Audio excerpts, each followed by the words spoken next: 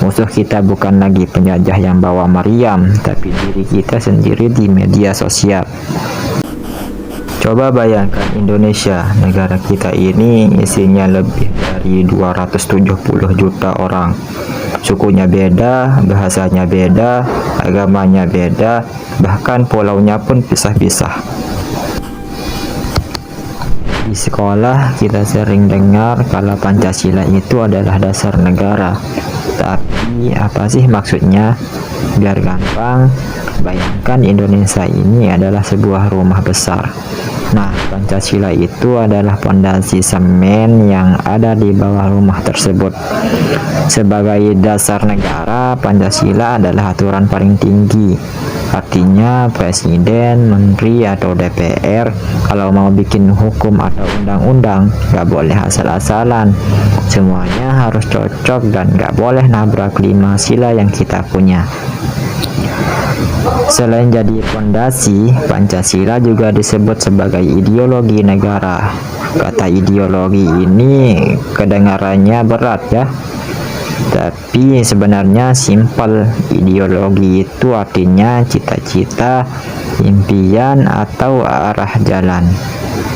Kalau dasar negara itu aturan mainnya, maka ideologi itu adalah kompas penunjuk jalan mau dibawa kemana bangsa ini ke depan.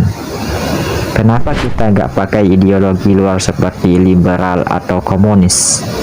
Karena Pancasila itu digali dari sifat asli orang Indonesia sendiri. Suka menolong, religius, suka musyawarah, dan adil. Itu sudah jadi sifat asli kita dari dulu.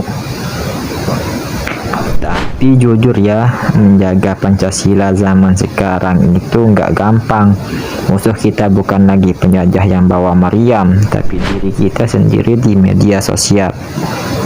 Sering nggak sih kalian lihat di kolom komentar orang saling ejek karena beda pilihan, beda suku, atau beda agama? Nah, disinilah Pancasila diuji.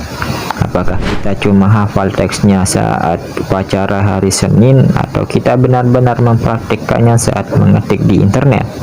Nah, biar kita makin sayang sama Pancasila, kita harus tahu dulu gimana ceritanya hal hebat ini bisa lahir. Kita mundurin waktu ke tahun 1945. Saat itu posisi penjajah Jepang sudah mulai berdesak karena kalah perang di mana-mana. Melihat kesempatan itu, para tokoh bangsa kita nggak tinggal diam. Mereka langsung berkumpul untuk menyiapkan segala hal yang dibutuhkan kalau nanti Indonesia merdeka. Salah satu yang paling penting menentukan apa fondasi negara ini. Akhirnya dibentuklah sebuah badan buat rapat yang namanya BPUPKI. Rapatnya nggak sebentar dan suasananya seru banget. Ada banyak adu argumen dan perbedaan pendapat dari para tokoh hebat kita seperti Muhammad Yamin dan Soepomo.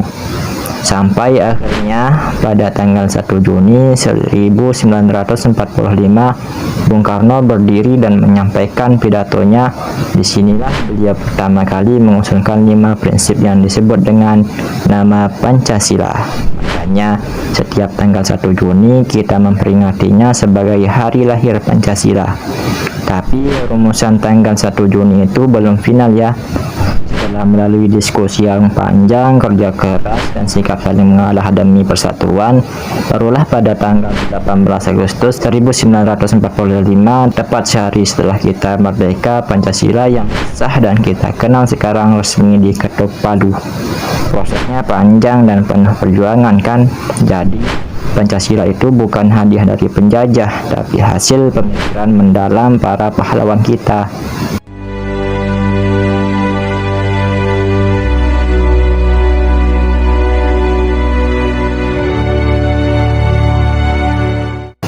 Kesimpulannya, Pancasila itu bukan cuma pajangan foto di dinding kelas atau materi hafalan biar dapat nilai bagus saat ujian.